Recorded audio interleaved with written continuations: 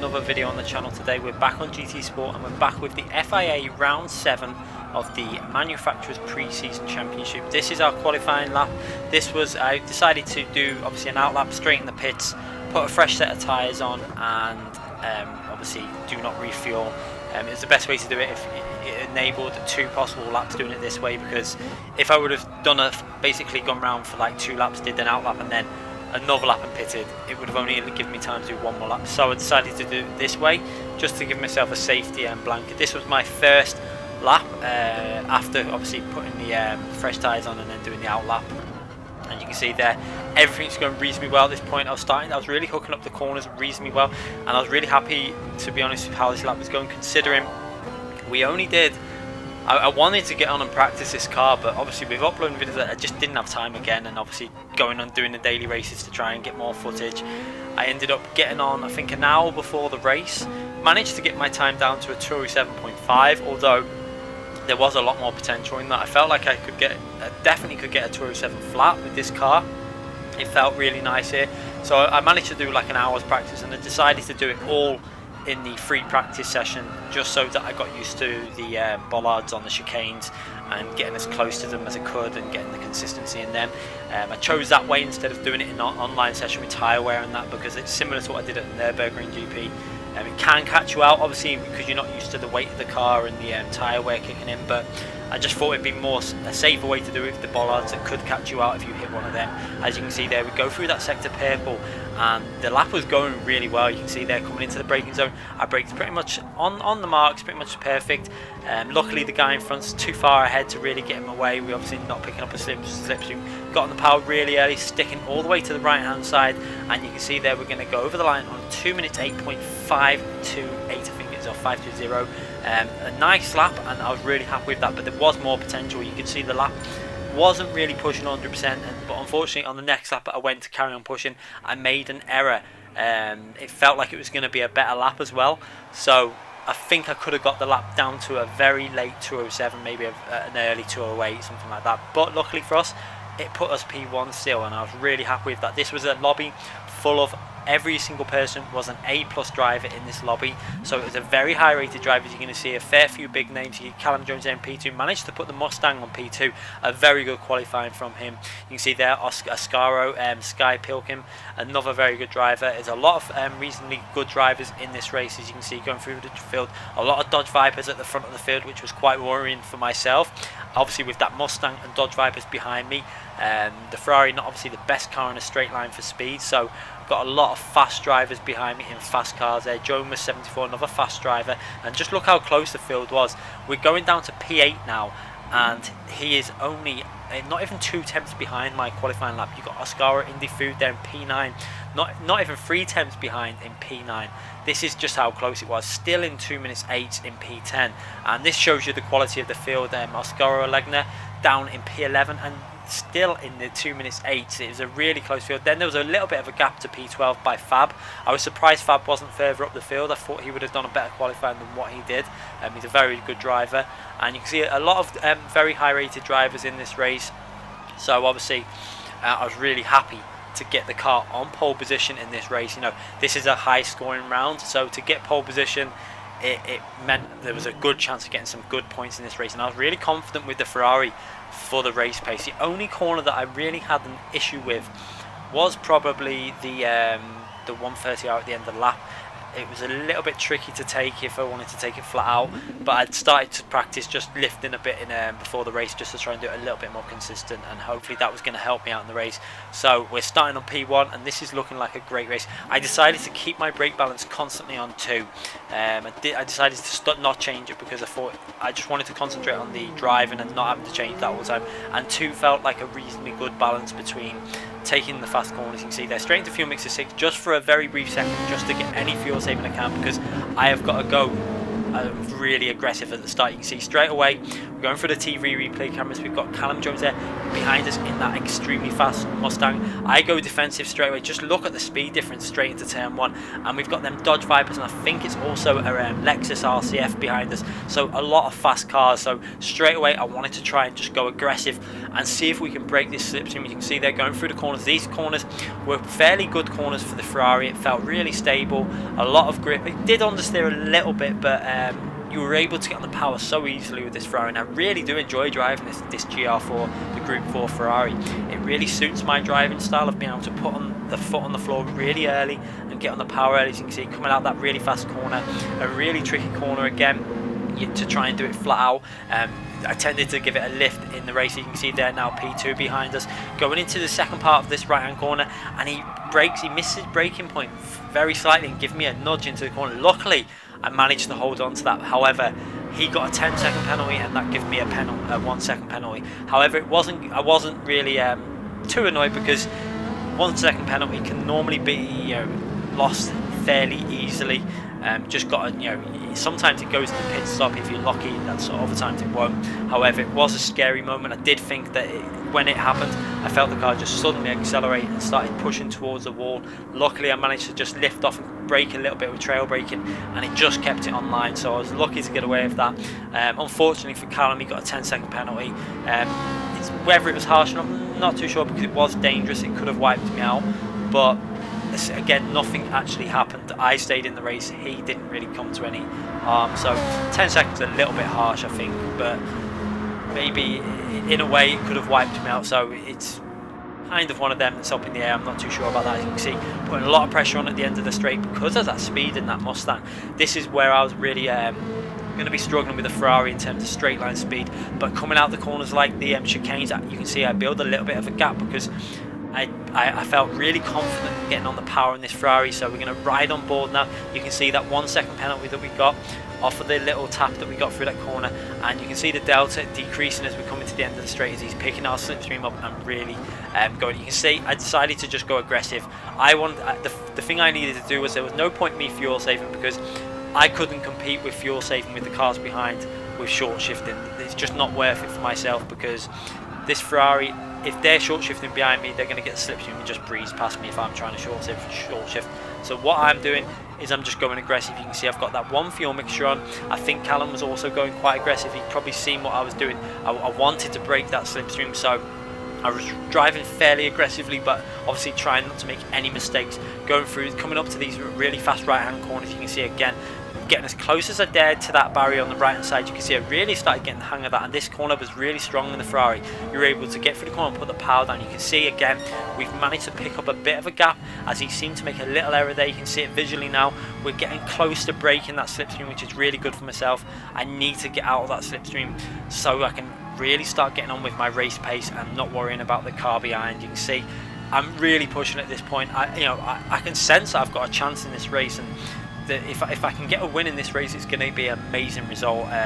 Probably the best result I've ever had on this game, especially driving this Ferrari, which it actually does suit this track. And this is what I say about GT Sport. Just because a car can't hit the ultimate lap time in qualifying, it does not mean that the car is not good in a race. Race conditions are a lot different to qualifying. You want a car that's easy to drive, consistent, a lot of rear grip, and this Ferrari it provides it for me. So in race conditions in GR4, I'm finding this Ferrari really good and enjoyable to drive. Going through the really fast left-hander there, you can see just about kept hold of it and just still maintaining the gap to Callum behind us. So again, going through the chicane, I'm really trying to push, using all the curb, getting on the power as early as I can. You can see again building that lead up as we come out of the corner, but then again he's going to get in our slipstream and he's going to use the power of the Mustang to try and build that gap, to try and shorten that gap. You can see down the straights he's in our slipstream. I go over to the right and then back over to the racing line before the corner. Just that one move after the last event that happened when people accused me of doing more than one move, sticking to the I'm just going to the defensive move and then going back onto the racing line. That's how I'm doing it from now on. As much as I just don't want to start, if people are going to start wiping you out for making little errors like a certain person did in another race, then I'm just going to do it this way, because it doesn't really make any difference in the race anyway. But you can see there P2 starting to drop back a bit now, We're starting to get very close to breaking that slipstream. This is really important. If I could just get out of that slipstream, I felt like I could pull away from Callum a little bit more, because he was holding on basically through the power on the straights. If I could break it and then through the corners, I'm going to be able to build up even more, and then on the straights he's not going to be able to get my slipstream, and then he's not going to gain so much down the straights. As you can see there, a Dodge Viper in the background made a massive error, got wide and lost a lot of time, and ourselves now just going to have to try and keep pushing. You can see that, I'm not sure who that was, it could have been Jomas, I'm not sure. It looks like he made a lot of ground up on the first lap, but he made that error and it's cost him a bit of time now, as we're now going to keep pushing, trying to make sure that we try and build that gap. You can see we're at 1.2 seconds, so we're out the slipstream at this point, and then trying to get this corner, really nice corner for the Ferrari. You could get it nice and early, tuck it into the apex and really plant the foot flat down, and you can see the amount of grip I get out there really helps me, because although the Ford Mustang is really strong down the straights, he's only gaining a little bit at a time, because obviously I'm getting such a good exit from that corner, I'm carrying more speed through the corner, and then by the time he's picking up the speed, he's a little bit too far behind, and again pushing really hard through the really fast left hand corner, and he's 1.3 seconds behind still. So this is looking good, we're looking like we're pulling away. We go through that corner really well, got the gap up to 1.4 1.5 seconds, and we're starting lap 4 now, so everything is going to plan now. We're obviously, the only option I feel you have with this Ferrari is to just drive it aggressive. You can short shift it, but if you do that, you're not going to be competitive enough. I don't feel it's got the ability as much as the other cars to do the short shifting. Plus, I do like driving this car quite aggressively. It's more enjoyable to do, and it feels more natural for me to drive this car flat out, pushing the limits through the corners. You can obviously, I could have been using 2 mixture through this stage, maybe, or doing a bit of short shifting through these corners to save a bit of fuel, but I wanted to try and stay in the zone in this race. I wanted to try and stay in the rhythm of the track. I felt like I was remarkably in your rhythm, considering I'd only done a bit of practice before this race, and the practice went okay. I wouldn't say it went brilliantly. I made a lot of errors in that practice as I was trying to push a bit too hard, trying to find the limits, and then it got to the race, and then it all just came to, it's just starting to come together now. You can see I'm hooking up the corners, I'm hooking up the apexes, I'm pushing the car where I need to, and we're building that gap up to P2, which is really good. So the qualifying has really helped me out. Managing to get the car on P1 is everything's working well at this stage. You can see the visual gap on that top screen to P2. You can see we're out the slipstream, and we're just trying to keep pushing. You can see on the top right hand corner, you'll see it just creep in on the screen there, the Ford Mustang. So I felt like pretty confident that once I got that car out the slipstream, we would be able to pull away through the corners, because although it's very fast on the straights, that Mustang, it just hasn't got the ability that the Ferrari has through the corners, and that's why I feel like Callum did a really good job in the qualifying to put that onto P2, that Mustang. He must have really hooked that lap up in qualifying to get that car there. I did feel like I had more in this Ferrari, but you don't always hit the full potential, and the good thing is we're doing consistent, and that's the most important thing in qualifying, is to be consistent. As long as you're putting it in the top 5 or 6 or 7 or so in qualifying, you're always giving yourself a good chance at a good result. As you can see there, going through the chicane again, pushing reasonably hard, getting as close to the barriers as I can. We've got that lead to 2 seconds now, so everything is going really well. Starting lap 5, obviously some people are going to probably do the pit stop at the end of this lap to try and do an undercut. If someone's been saving a lot of fuel, they're going to probably pit at the end of lap 5 to then try and do the undercut. So I needed to carry on driving aggressive through these next 2 laps and try and make sure that I'm gonna not get beaten by anyone doing the undercut. There's a few cars behind me. We've got Jomas in P5 and some very fast drivers in P4 and 3.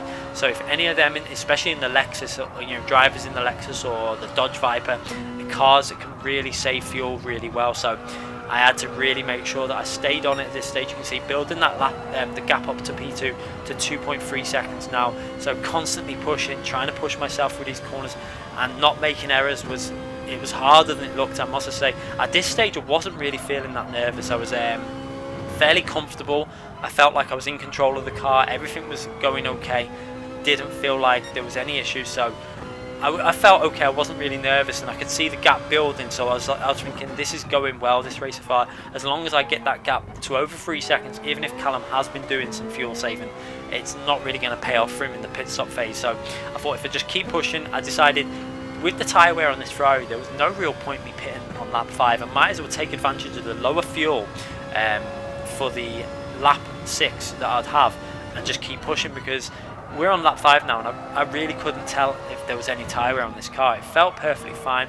It was driving nice enough. It's taking the corners nice. It's getting the front end into the apex as well, and I can still put the power down really well. So there was no real worries for myself in terms of worrying about the fuel, the tyres. As there wasn't. I mean, I was actually tempted. I think if I would have practiced this a bit more, I would have practiced it online and tested out what the tyres would have been like without changing the tyres in the pit stop, because I genuinely feel like they were really nice. They just didn't feel very worn at all. They felt perfectly fine, and you can see they're going through the corners. Again, no real loss of traction, and they're driving really well. So we stay out. I stay out for another lap. You can see there. Let's see if anyone else pitted on this lap. You can see, yeah, it looks like Callum goes in the pits, and he's not managed to save that much fuel. He's actually got the same fuel as us pretty much. You can see there though, Jomas had saved a little bit more in that Dodge Vibe. Obviously he was on 35% when I was on 23 or 24%, so he'd managed to save nearly a whole lap about worth of fuel more at this stage, obviously in the slipstream and doing a lot of fuel saving, short shifting and stuff, so it was really going to work out for him. But I was still fairly confident, because I know that they're then going to have to put the fuel in. You know, if they want to jump people, they tend to short the fuel, you know, short fill the fuel. So I thought if I can just keep pushing at the moment the way I am now, I can fill the car up to enough to keep driving aggressively to the end, and I have got an amazing chance of a really good result at this stage. You can see me there on the replay camera pushing fairly hard. You can see it visually on the replay cameras. You know, I'm getting close as a dare to the barriers. I'm not risking anything too much at this stage. You can see there using all the curb on the left hand side, and we've got the gap to now who's in P2 to over 4 seconds. So everything's looking really good at this stage. I've got good race pace. You can see there my best lap at this stage was a 209.1. You can see there the fastest lap of the race is also a 209.1. Ours was fractionally short of that fastest lap. I think it was the fastest lap at when I did it, but then I think it obviously got beat on a previous lap. So it was we've definitely got good consistency. You can see the consistency as well. I've done a 209.3, a 209.1, a 209.3, 209.6, and I was really surprised at this, because I said it on the track guide I did for this track that Suzuka in general is not my strongest race pace track. However, in Group 4 cars, I seem to be a lot more consistent and able to get more speed out of them than in other cars. It's really strange. I feel like if a car's got grip like the Group 2 cars, or you know, like Super GT cars, then I normally can get race pace out of them. It's when like you get a GT3 car or a Group 3 car like the Renault, where I was really struggling with because of certain corners, it was catching me out. So we're going to go in the pits. You can see I'm in the pits now, I'm changing the tyres, and you can see I've got 9% fuel left. You can see the cars behind me, some of them saved a bit more fuel, but nowhere near enough. You can see P2 actually only had 5% more fuel than myself, but I had a 5-second lead over P2. So we've got the tyres on. We're going to jump on board now with Jomas now, who is currently going to be in P2. You can see he was coming down the straight. Let's see where I come out in relation to him. You can see my car just pulling out there, still in the lead, and this was really good because I knew that Jomas would be a little bit short on fuel, and also I've got the fresher tyres on with a car that is really good on the tyres anyway. So at this stage everything's looking fairly good. So I wanted to, again, luckily for him, he just about got in the slipstream at this stage. I think it was like 9 tenths behind.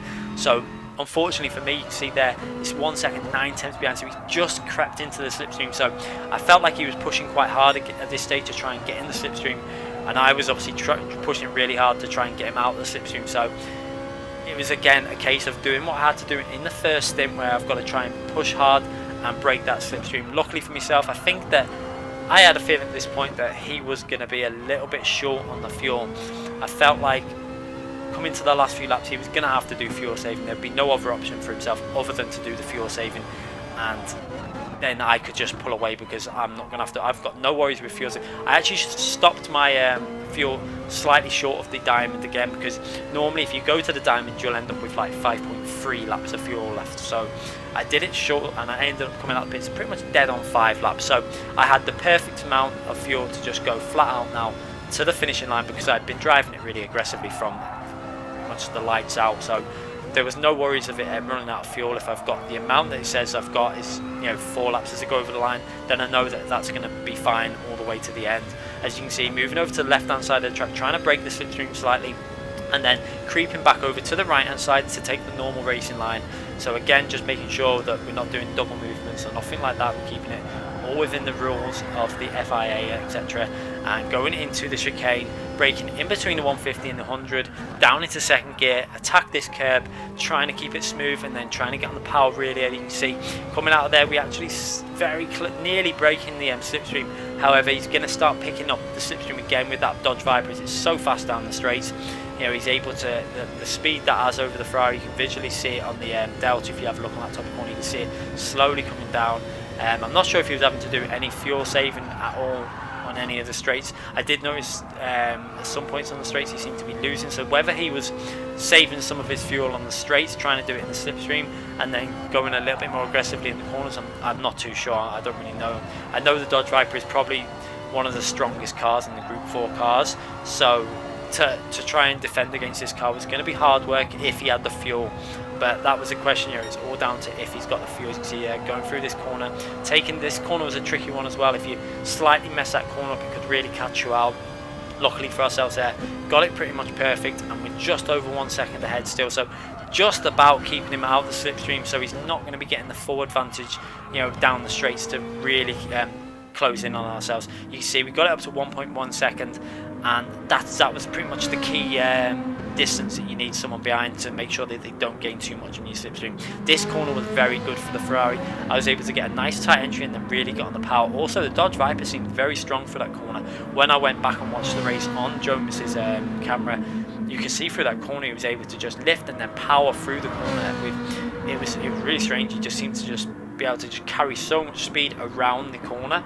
I wasn't able to do that, but what I was able to do was get on the power very early and get really good traction coming out of the corner. Like similar to this corner, I was able to get really on the power nice and early, and it gave me a little bit of boost down the straight to help defend, which was really handy. As I think if I couldn't get that power on out of some of them corners, I feel like they would have probably gotten my slipstream a little bit easier with this car. But luckily, the rear traction of the Ferrari is really good in the Group 4 cars. You can see they're coming into the final chicane again. Just a few laps to go at this stage, trying to keep it nice and calm. I have to admit though, it was starting to get a little bit nervous. I started to build up, I don't know what it was. I don't know if I just started to realise that I've got a few laps to go now, and he's very close to my slipstream. You can see I tried to stay over to the right hand side. He wasn't interested in getting that, so I get myself all the way back over to the racing line. But like I said, I started to build up randomly on this lap. I started to feel a bit of pressure, even though he was 1.2 seconds behind, I think it was, or 1 second behind. I just randomly started getting a little bit of pressure. We'll have a look at the gap when it comes up to it. I think I started to realise in myself that I've got a chance of getting some really big points in this race, and I started to feel a bit of pressure. It's really strange. You'll see now, riding ball, you can see we got that gap to 1.5 seconds nearly. So I was pulling away, and then we're going through this corner. I get over that curb too much, and then that pushes me wide, and I had a massive moment. You watch the instant opposite lock I put on, and I just kept the power down.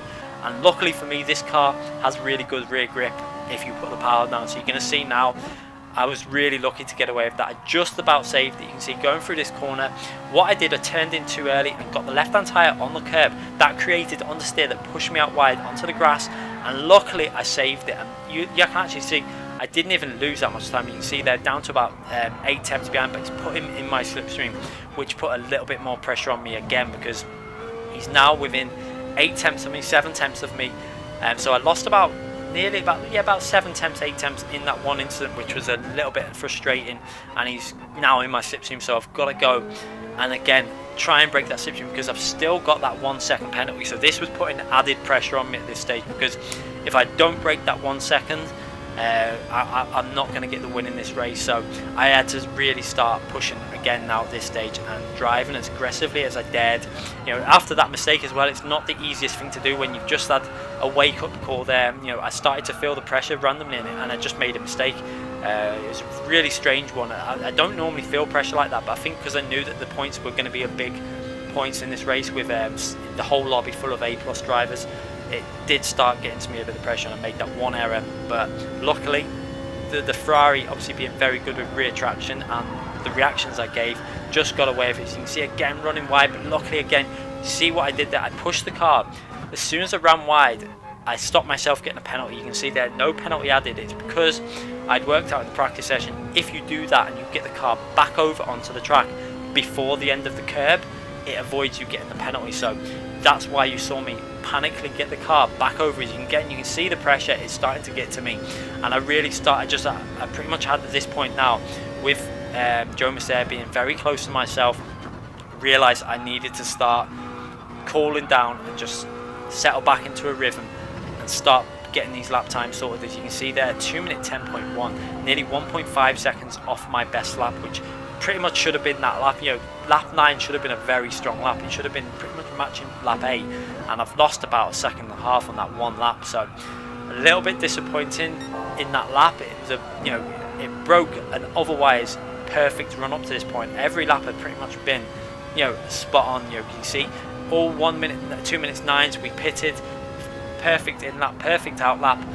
Go out the pits, do a 2:08.8, a very nice lap. It pretty much matched the fastest lap of the race, and then I make it a horrible few errors and puts the lap time down to a 2:10.1, and loses me nearly 1.5 seconds in one lap. So a little bit disappointed with that lap, but I decided I've just got to get back on with it and try and concentrate and try and push, but not push so hard that I'm going to make errors. As you can see there, luckily I'd managed to get that gap back up to 1.2 seconds, and I think Jonas might have had to start doing some fuel saving again at this stage. Obviously he did drastic fuel saving in the first stint, and then he obviously again had to do it again in this stint to make sure he could get to the end, I feel. So you can see there again going through that corner here, you can see how I managed to gain a tenth just on that one corner, because of the way you can put the power down in this Ferrari is just so easy to get away with, coming out the corner and just planting your foot flat down. And then we're coming up to the corner where I just made a mistake, and this time I decided to take it pretty much a little bit easier. I go down into 5th gear, and you can see I didn't push it anywhere near as hard. I decided to go down to 5th gear very early and avoid the car running wide. So did that much better this time on the power really early, and we've got that gap. I've got that gap now to 1.3 seconds nearly. So everything again is looking okay, but I can tell you now, this was nervous. Obviously going into the final lap, I've got a 1 second penalty to take, and I can't afford to lose 3 tenths to Jonas behind me. However, I was convinced that he was going to have to do some fuel saving on this final lap, because I didn't believe that he was able to maintain that speed with the undercut that he had obviously done in the pit stop. And you can see the gap starting to go up a bit. You can see now 1.4 seconds. So I think the fuel saving that he's having to do is starting to kick in now, as he's got P3 closing in on him as well. And it's probably now at the stage where he's having to more worry about his own fuel than obviously maintaining lap pace. Maybe he should have been a bit more cautious with it in the earlier phase. I'm not too sure, but I think if he wasn't so close to me, I wouldn't have made that mistake. So I would have been a little bit further up the track anyway. So I think I'd done a pretty much perfect race up to this point, bar that one lap. That one lap really did let me down. However, I got away with it, and we're still in the leaders race on the final lap. And if I can maintain this position, get rid of that penalty before we go over the line, and maintain the lead, this is going to be my best result on this game pretty much since I've started doing the FIA races. There was no way I was going to have a previous race that was going to get me as many points as this. As you can see there now, coming up to the last few, coming up to the final time round this tricky left-hander, where if you push it a little bit too far, you can end up running off wide there. I take it very easy. You can see me now at this stage. I can see that I've got nearly a 2-second lead, and now going down the straight, you're going to see how much fuel saving he's going to have to do. As you can see, the delta starts to go up even more. I'm obviously able to rev the car fully, and we're closing in on a 2-second lead now. So I was getting fairly confident now. I felt like all I have to do is creep down, because you see me take it really easy this corner. I go down to 5th gear, don't push very hard, only taking 130 miles per hour through there, and just taking it, braking. I braked so early for that because the brake marker wasn't fully there. I braked pretty much on the 150 because I wasn't going to take any risk. We're 2.4 seconds in the lead now, so I've just got to lift off before the line, and this is going to be the best result I've ever had. You can see there, we get rid of the penalty, accelerate again, and that lap was a 2:11, so you can see that lap was nearly 3 seconds off our lap pace. So I think if we would have took all the the mistakes in that last lap away with the penalty that I had to get rid of, our race overall finishing time would have been at 24.4, which when I looked at some of the other races would have been a competitive race pace anyway in other races. So you can see there we get the win, and we've got a really nice haul of points in this race. You can have a little look now as the points come up as we take the podium. P1, my best race ever, and you can see I get 2,726 points. That is my best points I've ever had on GT Sport in an FIA race, and I was really happy with that. And I was even more happy when the calculation effect took place on the world rankings for the Europe servers.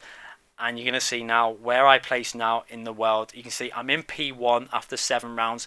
I'm actually quite amazed. I don't know how that's happened. Obviously, we've got TRL Lightning that's going to take that off me when it gets to Brazil, because he's only done 3 rounds. But we're in P1 and we can't do anything more. We're obviously P1 in the manufacturers also. So everything is going really well in this pre-season championship, pretty much perfectly. I think it's consistency which has helped me out. I've had a couple of races where we obviously got that penalty and I lost out a bit of points in the Group 4 race.